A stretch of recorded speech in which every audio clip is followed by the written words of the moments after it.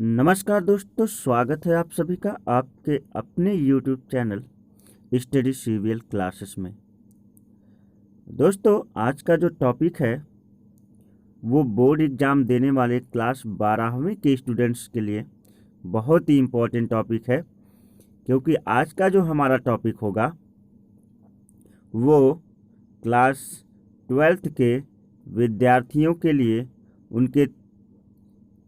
उनके रसायन विज्ञान के चौथे अध्याय रासायनिक बलगतिकी से होगा। तो दोस्तों चलिए समय ना गंवाते हुए फटाफट रासायनिक बलगतिकी की पहले परिभाषा जान लेते हैं। आखिर रासायनिक बलगतिकी कहते किसे हैं, उसके बाद हम आगे बढ़ेंगे ये जानने के लिए कि आखिर इस चैप्टर में हमें क्या क्या अध्ययन करने हैं, और सारी चीज़ों को मैं बहुत ही आसान तरीके से समझाऊंगा। पर आपसे एक रिक्वेस्ट है, अगर चैनल पर नए हैं तो चैनल को फटाफट जो है सब्सक्राइब कर लीजिए, और अगर पुराने हैं तो वीडियो को लाइक करिए और ज़्यादा से ज़्यादा अपने दोस्तों तक शेयर करिए। जो बोर्ड की तैयारी कर रहे हैं उनको इस वीडियो से ज़रूर थोड़ा ना थोड़ा हेल्प मिलेगी। तो बहुत ही इजी तरीके से मैं आज सब कुछ समझाने का प्रयास करूंगा, तो ध्यान दीजिएगा। पहले हम रासायनिक बलगतिकी की परिभाषा जान लेते हैं। कह रहा है कि रासायनिक बलगतिकी किसे कहते हैं। दोस्तों, इसे इंग्लिश में केमिकल काइनेटिक्स भी कहते हैं। इंग्लिश में इसे केमिकल काइनेटिक्स कहते हैं और इसका हिंदी नाम है रासायनिक बलगतिकी। शब्द से ही पता चल रहा है बलगतिकी, कि रसायन विज्ञान की वह शाखा जिसके अंतर्गत अभिकारकों से उत्पाद बनने की अभिक्रिया के वेग का अध्ययन किया जाता है। रसायन विज्ञान की वह शाखा जिसके अंतर्गत अभिकारकों से उत्पाद बनने की अभिक्रिया के वेग का अध्ययन किया जाता है उसे रासायनिक बलगतिकी कहते हैं। रसायन विज्ञान की वह शाखा जिसके अंतर्गत अभिकारक से उत्पाद बनने की अभिक्रिया के वेग का अध्ययन किया जाता है उसे ही क्या कहते हैं, रासायनिक बलगतिकी कहते हैं। दोस्तों, ये आपका एक रिएक्टेंट है, अभिकारक है। A+B आपने माना, दो अभिकारक आपने लिए और A+B का आपस में रिएक्शन कराया और आपको प्राप्त हुआ प्रोडक्ट। क्या प्राप्त हुआ? प्रोडक्ट, जिसको आप लोग कहते हैं उत्पाद। कोई भी आप रिएक्शन करवाते हैं केमिस्ट्री में तो आप लिखते हैं एक जो है आप रिएक्टेंट यानी एक अभिकारक दूसरा लेते हैं और एक अभिकारक कोई दूसरा लेते हैं। दोनों अभिकारकों का जब आप क्या करते हैं, रासायनिक अभिक्रिया करवाते हैं, रिएक्शन करवाते हैं, तो आपको यहाँ पे कुछ ना कुछ प्रोडक्ट क्या हो जाता है, प्राप्त हो जाता है। ठीक है ना। तो आखिर रासायनिक बलगतिकी कह क्या रही है? कह रही है कि इसके अंतर्गत अभिकारकों से उत्पाद बनने की अभिक्रिया का वेग का अध्ययन किया, यानी A+B को जब हमने मिलाया तो कितनी तेजी से यह जो है प्रोडक्ट बना रहा है।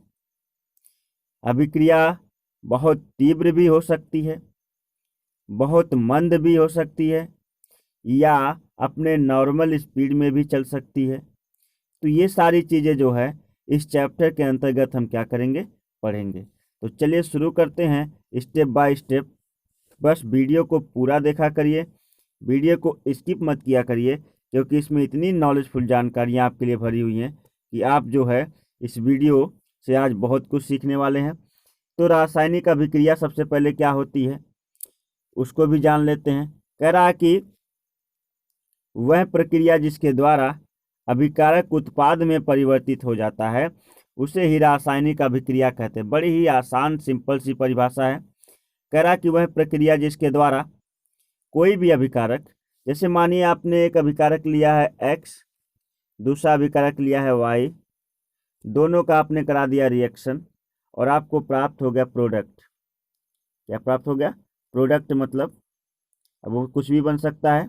आपको जो प्रोडक्ट प्राप्त हुआ है, तो आपने एक्स और वाई अभिकारक को लिया, जिसे आप रिएक्टेंट कहते हैं, रिएक्टेंट को लिया, या आप इसे जो है अभिकारक हिंदी में कहते हैं। दो या दो से अधिक अभिकारक को जब आपने ले लिया एक साथ, और उनकी रासायनिक, एक अभिकारक एक्स था आपका, एक अभिकारक वाई था, दोनों अभिकारकों को आपने लेकर आपस में रिएक्शन करा दिया, तो आपको प्रोडक्ट प्राप्त हुआ। तो जब अभिकारकों को लेकर के, दो या दो से अधिक अभिकारकों को लेकर के जब आप उनका आपस में रिएक्शन करवाते हैं, रासायनिक अभिक्रिया कराते हैं, तो उनसे बन जाता है उत्पाद। क्या बनता है? उत्पाद। तो कह रहा कि जब कह रहा कि वह प्रक्रिया जिसके द्वारा अभिकारक उत्पाद में परिवर्तित हो जाता है, रासायनिक अभिक्रिया कहलाती है। ठीक है ना। अब रासायनिक अभिक्रियाएं कितने प्रकार की होती हैं?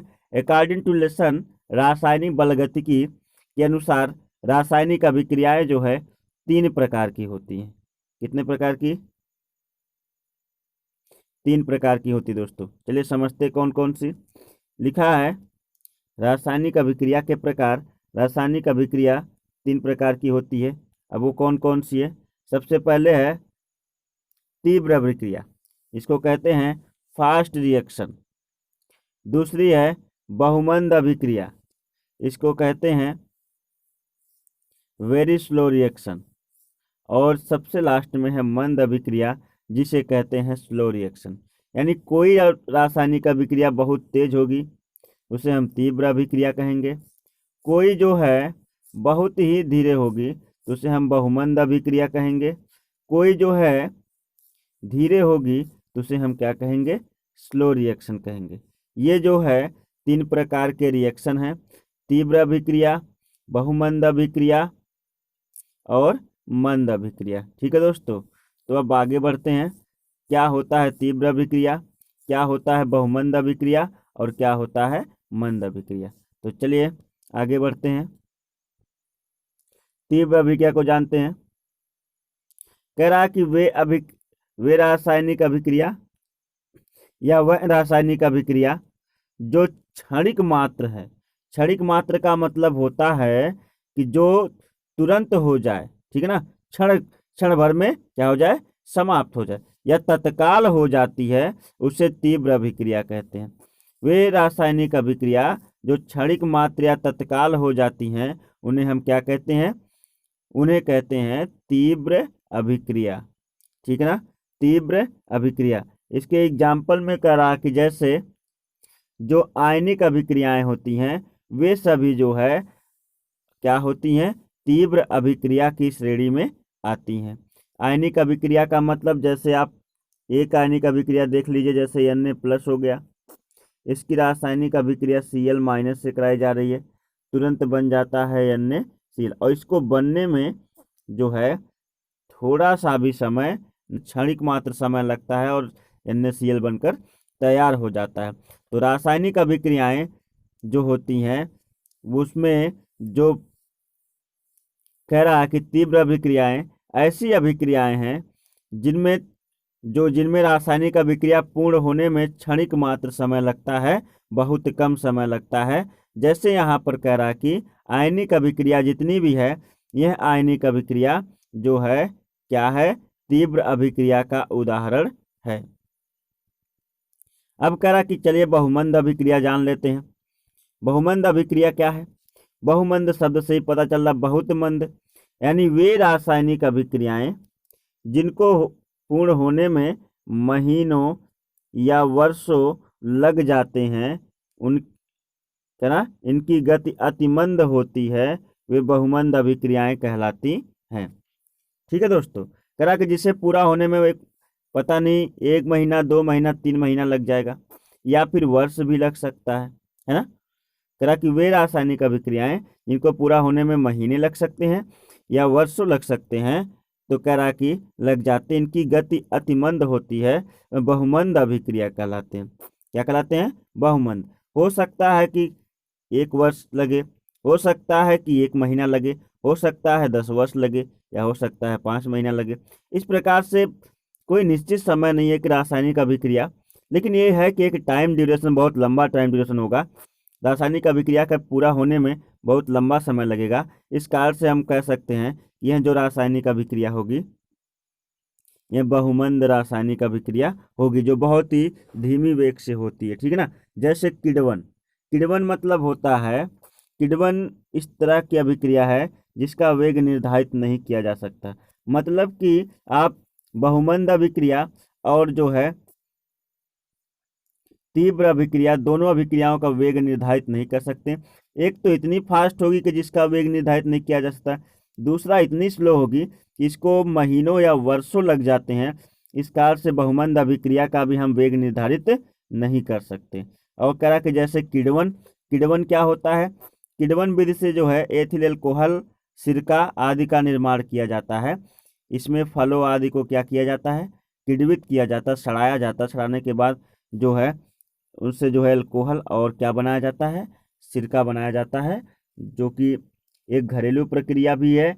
इसमें सिरका बनाने की प्रक्रिया, सिरका को रख दिया जाता है और वो धीरे धीरे किण्वित होता है, उसमें जीवाणु आते हैं, जो है उसे क्या करते हैं, सिरका फिर बनाते हैं, ठीक है। तो इस प्रक्रिया में कह रहा है कि महीनों भी लग सकते हैं, इस प्रक्रिया में वर्षों भी लग सकते हैं। तो ये अति तीव्र, यहाँ पे एक बहुत ही इम्पोर्टेंट बात जो है लिखे हम, कह रहा है कि नोट देखिए, नोट में क्या कह रहा है, कह रहा है कि इसको पढ़िए नोट, अति तीव्र एवं बहुमंद अभिक्रियाओं के वेग को नहीं मापा जा सकता है। इसका मतलब दोस्तों, अति तीव्र अभिक्रिया बहुत क्षणिक मात्र होती है, बहुत तेजी से क्या हो जाती है, पूर्ण हो जाती है। इस कारण से हम इसके वेग को नहीं माप सकते। और कह रहा है कि अतिमंद अभिक्रिया जो होती है वो इतनी स्लो होती है, इसमें महीनों या कई वर्षों तक लग जाते हैं। इस कारण से हम इसके वेग को नहीं माप सकते। बात समझ में आई? आगे बढ़ते हैं दोस्त, चलिए देखिए मंद अभिक्रियाएं। तीसरी अभिक्रिया मंद अभिक्रिया, वे अभिक्रियाएं जिनको पूर्ण होने में तीव्र अभिक्रियाओं से अधिक और तथा बहुमंद अभिक्रियाओं से कम समय लगता है, मंद अभिक्रियाएं कहते हैं। घुमा के लिखा, लेकिन कहना चाहता है कि जो मंद अभिक्रियाएं हैं उनको पूरा होने में 1 मिनट या 1 घंटे से अधिक का समय, एक घंटे से अधिक का समय नहीं लगता है। मतलब ये कि वे अभिक्रियाएं जिनको पूर्ण होने में, तीव्र अभिक्रिया तो बहुत तेज पूर्ण हो जाती, उसके वेग को नहीं माप सकते, लेकिन उससे तीव्र अभिक्रियाओं से अधिक और करा कि अतिमंद अभिक्रियाओं से कम समय लगता है, उसी को क्या कहते हैं, मंद अभिक्रिया। यानी ये जो है एक नॉर्मल वेग में चलती है, ना ज़्यादा तेज चलती है ना ज़्यादा स्लो चलती है, ठीक है ना। तो इसका एग्जाम्पल करा कि यदि आप H2 plus I2 H2 plus I2 का रिएक्शन जब आप कराते हैं, देख लीजिए रिएक्शन, H2 प्लस I2 का रिएक्शन जब आप कराते हैं तो आपका बन जाता है 2HI। हाइड्रोजन और आयोडीन का जब आप रिएक्शन कराते हैं तो जब हाइड्रोजन आयोडाइड बनता है तो यह एक मंद अभिक्रिया है। तो मंद अभिक्रिया में आपसे कहना चाहता है कि इन अभिक्रियाओं का वेग निर्धारित किया जा सकता है, इन अभिक्रियाओं का वेग निर्धारित किया जा सकता है दोस्त, ठीक है ना।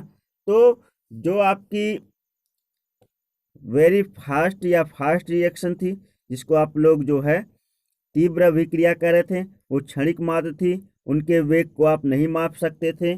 और जो दूसरा आपका था जिसको आप कह रहे थे कि वेरी स्लो रिएक्शन, अति जो है वेरी स्लो रिएक्शन, जिसको आप बहुमंद अभिक्रिया कर रहे थे, उस अभिक्रिया को पूर्ण होने में महीनों या वर्षों लग जाते थे। इस कारण से उसके भी वेग का निर्धारण नहीं किया जा सकता था। तो वेरी स्लो, वेरी फास्ट, ये दो जो अभिक्रियाएं हैं, इनमें जो है हम जो है अभिक्रिया के वेग का निर्धारण नहीं कर सकते। लेकिन जो हमारी मंद अभिक्रिया है, जिसको हम स्लो रिएक्शन कहते हैं, वेरी स्लो नहीं स्लो रिएक्शन कहते हैं, उसके हम वेग का निर्धारण बड़ी ही आसानी से कर सकते हैं। अब आगे आणविकता, आणविकता कह रहा कि किसी रासायनिक अभिक्रिया में अभिकारक अणुओं की कुल संख्या ही उसकी आणविकता कहलाती है।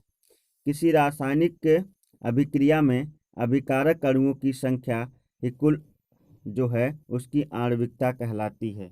अब आणविकता कैसे मापा जाएगा? जैसे मानिए आपके पास जो है कह रहा कि 2HCl है, इसको आप तोड़ना चाहते हैं तो ये टूटेगा H2+Cl2 में। अब कह रहा कि किसी रासायनिक अभिक्रिया में अभिकारक अणु, हमारा अभिकारक यही है, इस अभिकारक अणु में जो है HCl के कितने अणु हैं? तो हमने देखा कि HCl के 2 अणु हैं, इसकी आणविकता कितनी होगी? 2।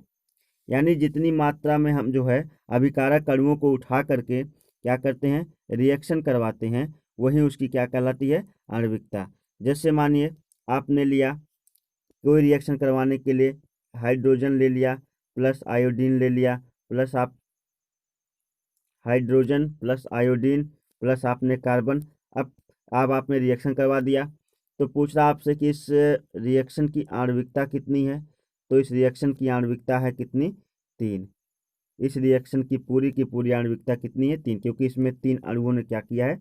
भाग लिया। किसी भी रासायनिक अभिक्रिया में जितने अभिकारक अणु भाग लेते हैं वही उसके क्या कहलाते हैं? आणविकता। इसके लिए एक और चीज़ है, जैसे मानिए कि आपके पास 2 हाइड्रोजन प्लस 1 आयोडीन, अगर इस प्रकार से इसकी आणविकता पूछ रहा है, इस पूरे रिएक्शन की आणविकता कितनी, तो आप कहेंगे इस पूरे रिएक्शन की आणविकता जो है 3 है, क्योंकि इसमें हाइड्रोजन की संख्या 2 है और आयोडीन की संख्या 1 है, तो इसकी पूरी आणविकता कितनी है? इसकी पूरी आणविकता जो है 3 है। लेकिन अगर इस प्रकार से आपसे कह रहा है कि बताइए हमारे पास 2 ठो हाइड्रोजन है और आयोडीन की जो संख्या है वो आपकी 2 है, तो बताइए इसकी आणविकता कितनी? तब भी आप कहेंगे इसकी आणविकता 3 है, क्योंकि यहाँ की संख्या से आणविकता नहीं देखी जाती है, आणविकता देखी जाती है जो सामने लगे नंबर से, यानी यहाँ पर इसको 1 ही लगा हुआ है, ठीक है, तो इसकी आणविकता कितनी हो जाती है? इसकी भी आणविकता 3 है, ठीक है। जैसे एक और example 2HCl plus I2 plus 2C, कह रहा कि इस रिएक्शन की आणविकता बताइए, तो इस रिएक्शन की आणविकता है 2 और 2 4, इसकी आणविकता 4 है। मैंने बताया था यहाँ के नंबर से जो है आणविकता का निर्धारण नहीं किया जा सकता, ठीक। अब चलते हैं दोस्त अभिक्रिया की कोटि पर। आखिर अभिक्रिया की कोटि क्या होती है? अभिक्रिया की कोटि अभिकारक अणुओं की वह संख्या जिससे सांद्रण में परिवर्तन अभिक्रिया की कोटि कहलाती है। वेग को प्रभावित करते हैं अभिक्रिया की कोटि कहलाती हैं। कोटि जो है को प्रयोगों द्वारा निर्धारित किया जा सकता है। इसका मान 0 हो सकता है, भिन्नात्मक हो सकता है, धनात्मक हो सकता है, ऋणात्मक हो सकता है। कोटि क्या होती है अब मैं आपको समझाता हूँ। प्रयोगशाला में आप कोई रासायनिक अभिक्रिया कराने गए और जब आप रासायनिक अभिक्रिया में जितनी मात्रा में कोई भी जो है अभिकारक जितनी मात्रा में उठाते हैं, जिसकी उसकी सांद्रता जितनी मात्रा में आप उठाते हैं, वही क्या होती है? कोटि कहलाती है उसकी, ठीक है ना। तो कह रहा कि अभिकारक अणुओं की वह संख्या जिसके सांद्रण में परिवर्तन तथा उसके वेग जिसके सांद्रण परिवर्तन उसके वेग को प्रभावित करते हैं अभिक्रिया की कोटि कहलाती है। अभिक्रिया की कोटि को प्रयोगों द्वारा ही क्या किया जा सकता है? निर्धारित किया जा सकता है। जैसे मानिए कि आपके पास जो है एक अभिकारक है A, जिसकी घात आपने लगाया है 2, और दूसरा आपके पास है प्रोडक्ट B, जिसकी घात आपने लगाया है 3। तो इसकी सांद्रण जो है 2 है, इसकी सांद्रण कितनी? 3 है। इसकी कोटि 2 और इसकी कोटि 3। कहा जाएगा कि अभिक्रिया के इस पूरे के पूरे रासायनिक अभिक्रिया की कोटि बताइए। तो रासायनिक अभिक्रिया की कोटि यानी आप यहाँ लिखेंगे कोटि बराबर x प्लस वाई, ये x आपका है और ये y है, दोनों को जोड़ देंगे तो अभिक्रिया की कोटि कितनी आ जाएगी? 5। हालांकि किसी अभिक्रिया की कोटि 5 नहीं होती है, लेकिन इसका मान जो है मैंने बताया था धनात्मक, ऋणात्मक और भिन्नात्मक भी हो सकता है। एक बात और याद रखिएगा अभिक्रिया की कोटि के दृष्टिकोण से कि अभिक्रिया की कोटि जो है केवल और केवल किसी भी रिएक्शन के अभिकारक की ही निकलती है, क्योंकि अभिकारक ही हमें कितनी मात्रा में लेना है यह तय करना होता है। यदि अभिकारक की सांद्रता हम बढ़ाते हैं, ठीक है ना, तो अभिक्रिया की कोटि भी उससे क्या होती है, प्रभावित होती है। ठीक है ना, सांद्रता का मतलब जितने मात्रा में हम जाकर प्रयोगशाला में कोई पदार्थ उठाते हैं उसे अगर उसकी कम मात्रा लेते तो सांद्रता कम होती है, यदि ज़्यादा मात्रा ले लेते तो सांद्रता क्या हो जाती है, बढ़ जाती है। ठीक है दोस्त, तो ये जो है जैसे जैसे एक बात और कि जो अभिक्रिया की कोटि है वह 100% प्रायोगिक मान है। अभिक्रिया की कोटि कभी भी जो है हम किसी भी रिएक्शन को देख करके अभिक्रिया की कोटि नहीं बता सकते। अब इसके बारे में आगे हम बहुत ही विस्तार से चर्चा करेंगे। कई सारे वैज्ञानिकों के नियम है कि अभिक्रिया की कोटि का निर्धारण कैसे किया जाए, किस प्रकार से जो है बताया जाए। तो आगे बढ़ते हैं। आगे देखिए कोटि के प्रकार, कह रहा कि कोटि कुल कितने प्रकार की होती है। इस चैप्टर में आपको कोटि ही पढ़नी है। तो कह रहा कि कोटि के प्रकार, अभिक्रिया की जो कोटि होती है वो कितने प्रकार की होती है, वो निम्न जो है 4 प्रकार की होती है। कौन कौन सी कोटि होती है, पहली होती है शून्य कोटि की अभिक्रिया, दूसरी होती है प्रथम कोटि की अभिक्रिया, तीसरी होती है द्वितीय कोटि की अभिक्रिया, चौथी होती है तृतीय कोटि की अभिक्रिया, है ना। शून्य कोटि की अभिक्रिया, प्रथम कोटि की अभिक्रिया, द्वितीय कोटि की अभिक्रिया और तृतीय कोटि की अभिक्रिया। अब यहाँ पे देखिए इस जो है क्लास 12 के सिलेबस में, 12th के सिलेबस में दोस्त हमने, क्योंकि स्पेशली क्लास 12th के लिए बनाया है, तो आपको क्लास 12 में 2 कोटि पढ़नी है, एक शून्य कोटि की अभिक्रिया और एक प्रथम कोटि की अभिक्रिया, और द्वितीय कोटि की अभिक्रिया और तृतीय कोटि की अभिक्रिया। यह जो है टॉपिक आपके सिलेबस से आउट कर दिया गया है, यह आपको नहीं पढ़ना है। ठीक है ना, यह सिलेबस, यह जो है टॉपिक आपके सिलेबस से क्या कर दिया गया है, निकाल दिया गया है। इस कारण से जो है यह टॉपिक आपको पढ़ना नहीं है। तो दोस्त चलते हैं शून्य कोटि की अभिक्रिया की तरफ। शून्य कोटि की अभिक्रिया आखिर क्या कहती है इसको समझते हैं और फिर उसके बाद हम जो है आगे बढ़ेंगे। कह रहा है कि वह रासायनिक अभिक्रिया जिसमें अभिकारक अणुओं की सांद्रण में परिवर्तन अभिक्रिया के वेग को प्रभावित नहीं करता है, शून्य कोटि की अभिक्रिया कहलाती है। कहने का मतलब ये होता है कि वह रासायनिक अभिक्रिया जिसकी घात जो है शून्य होती है, अर्थात जिसकी सांद्रण में परिवर्तन अभिक्रिया का किसी प्रकार से वेग में परिवर्तन नहीं करता। क्योंकि यहाँ देखिए एग्जाम्पल है H2 प्लस क्या है Cl2, H2 प्लस Cl2। तो कह रहा है कि H2 प्लस Cl2 को देखिए हमने 2 कोष्टक बंद कर लिया, इसकी भी घात शून्य लगा दी, इसकी भी घात शून्य लगा दी।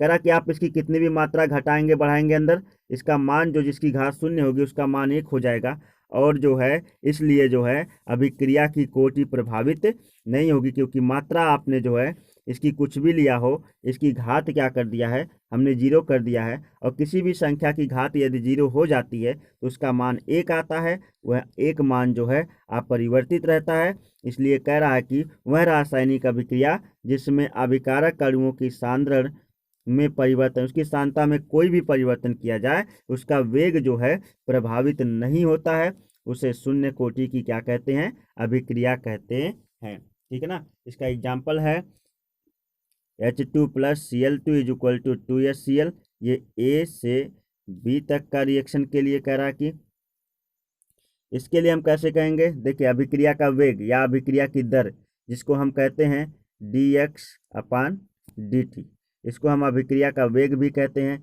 इसे हम अभिक्रिया की दर भी कहते हैं। ये समानुपाती होता है किसके, शून्य कोटि की अभिक्रिया। ये अभिकारक हमारा है, इसकी घात जब 0 लगा दिया तो ये शून्य कोटि की अभिक्रिया का अभिकारक है। ठीक है ना, तो आ जाएगा dx/dt। ध्यान दीजिएगा यहाँ पर जो है एक वेग dx/dt समानुपाते होता है शून्य कोटि की अभिक्रिया, यानी इसको कैसे पढ़ेंगे दोस्त, मैं आपको बता दे रहा हूँ। इसको पढ़ने का तरीका सीखिए। अगर ऐसे कोष्टक में ए लिखा जाए और इसकी घात 0 कर दिया जाए, इसको पढ़ने का तरीका कहेंगे आप ए द कंसंट्रेशन ऑफ 0, है ना। या ए कंसंट्रेशन की पावर कितनी है, 0। कंसंट्रेशन का मतलब इसे आप जो है कह सकते हैं कि ए की सांद्रता की घात 0, या ए के मोलर सांद्रण की घात 0, या आप कह सकते हैं कि ए के सक्रिय द्रव्यमान की घात 0। इसे आप इन नामों से बुला सकते हैं। ए के सक्रिय द्रव्यमान की घात 0, है ना। ए के मोलरता की घात 0। इस प्रकार से आप इसे क्या कर सकते हैं, संबोधित कर सकते हैं कई नामों से। मैं यहाँ पे बोल रहा हूँ dx/dt समानुपाती होता है ए के जो है सक्रिय द्रव्यमान की घात 0 से ना। तो dx/dt बराबर होता है, देखिए यहाँ पे समानुपाती का चिन्ह हटाया गया, एक स्थिरांक के, जिसको हम वेग स्थिरांक कहते हैं, वेग स्थिरांक के लगाया गया, और ए के सक्रिय द्रव्यमान की घात अभी कितनी है, 0 है। के बराबर देखिए नीचे लिख दिया है वेग स्थिरांक, जहाँ के बराबर क्या आ जाए, वेग स्थिरांक है। तो के बराबर वेग स्थिरांक, तो के इज इक्वल टू कर दिया dx/dt, और अपान क्या हो गया, ए के सक्रिय द्रव्यमान की घात 0। तो के का वैल्यू कैसे निकालेंगे, के का वैल्यू निकालेंगे, के का मात्रक देखिए, के का मात्रक क्या होता है, वेग स्थिरांक के का मात्रक मोल प्रति लीटर सेकेंड, मोल प्रति लीटर सेकेंड होता है। इसको आप जो है मोल प्रति लीटर और प्रति सेकेंड भी बोल सकते हैं, ठीक है। उसके बाद चलते हैं प्रथम कोटि की अभिक्रिया की तरफ। कह रहा कि प्रथम को वह रासायनिक अभिक्रिया जिसमें अभिक्रिया का वेग एक अभिकारक की सांद्रता की परिवर्तन पर निर्भर करता है, प्रथम कोटि की अभिक्रिया कहलाती है। प्रथम कोटि की अभिक्रिया में कह रहा है कि वह रासायनिक अभिक्रिया जिसमें अभिक्रिया का वेग केवल एक अभिकारक के सांद्रण में क्या करता है, परिवर्तन करता है, उसे हम प्रथम कोटि की अभिक्रिया कहते हैं। इसका मतलब समझ रहे हैं आप क्या कहना चाहता है। इसका मतलब कह रहा किसी भी रासायनिक अभिक्रिया में चाहे कितने भी अभिकारक भाग ले, चाहे 1 2 3 4, चाहे जितने भी अभिकारक भाग ले, ठीक है ना, ABCDE, लेकिन एक ही ऐसा अभिकारक इसमें होगा, चाहे ए हो सकता है या बी हो सकता है या सी हो सकता है या डी हो सकता है, एक ही ऐसा अभिकारक होगा जिसकी सांद्रता यानी जिसकी मात्रा बढ़ाने से पूरी रासायनिक अभिक्रिया का वेग बढ़ जाए, और जिसकी मात्रा घटाने से पूरी रासायनिक अभिक्रिया का वेग घट जाए, और इन तीनों से मतलब नहीं रहेगा। उसी एक जब किसी रासायनिक अभिक्रिया में एक अभिकारक की सांद्रता घटाने से बढ़ाने से संपूर्ण रासायनिक अभिक्रिया का वेग क्या हो जाता है, परिवर्तित हो जाता है। तो इस प्रकार की अभिक्रिया क्या कहलाती है, प्रथम कोटि की अभिक्रिया कहलाती है। ठीक है दोस्तों, तो चलिए आगे बढ़ते हैं प्रथम कोटि की अभिक्रिया के लिए। जैसे रेडियो एक्टिव विघटन, इसमें कह रहा कि मात्रक ए से पी तक का रेडियो एक्टिव विघटन के लिए ये जो है प्रथम कोटि की अभिक्रिया का एग्जाम्पल बता रहा है। अब चलिए अभिक्रिया का वेग देख लेते हैं। जैसे सेम वही है dx/dt, और ए के सक्रिय द्रव्यमान घात यहाँ पर 1 है, तो dx/dt के यहाँ पे क्या गया, वेग स्थिरांक, के का वैल्यू निकाल लेंगे। कैसे निकालेंगे, कह रहा कि dx, जो भी dx होती है सांद्रता, और dt होता है लगा हुआ समय, और ये होता है सांद्रण, ठीक है ना। सांद्रता को मोल से नापते हैं, मोल प्रति लीटर से, और समय को सेकंड से नापते हैं, और फिर सांद्रता को मोल प्रति लीटर से। ध्यान दीजिए यहाँ पे जो हमने लिख के काटा है, यहाँ पे देखिए हमने सांद्रता दिखाई है, यहाँ पे देखिए सांद्रता को मोल प्रति लीटर से नापते हैं, तो हमने लिख दिया मोल, क्या लिख दिया, मोल प्रति लीटर लिख दिया, बट्टे कर दिया dt, समय मतलब सेकंड में कर दिया, सेकंड में, और फिर जो है फिर सांद्रण को, यानी ए इसकी जो है सांद्रण, इसको ही मोल प्रति लीटर, मोल प्रति लीटर से मोल प्रति लीटर कैंसिल कर दिया। अब जो हमारे पास आया के इज इक्वल टू आ गया सेकेंड इनवर्स। प्रथम कोटि की अभिक्रिया का जो मात्रक होता है वो क्या होता है, सेकेंड इनवर्स होता है। ठीक है दोस्तों, तो उम्मीद करता हूँ आज की जो वीडियो है वो आपको बहुत ही बेहतर समझ में आई होगी, और अगर वीडियो आपको पसंद आई तो दोस्त फटाफट चैनल को सब्सक्राइब कर दीजिए अगर चैनल पर नए हैं। अगर पुराने हैं तो चैनल को ज़्यादा से ज़्यादा लाइक करिए, अपने दोस्तों तक शेयर करिए जो बोर्ड की एग्ज़ाम की तैयारी कर रहे हैं, और उनसे भी चैनल सब्सक्राइब करने को कहिए। वीडियो को पूरा देखा करिए, वीडियो को कभी स्किप मत किया करिए, क्योंकि बड़ी सारी मेनली जानकारियाँ बीच बीच में रहती हैं। तो उम्मीद करता हूँ बहुत अच्छी वीडियो लगी होगी। तो इसी के साथ चलते हैं, नमस्कार, बाय बाय, जय हिंद, भारत माता की जय, वंदे मातरम।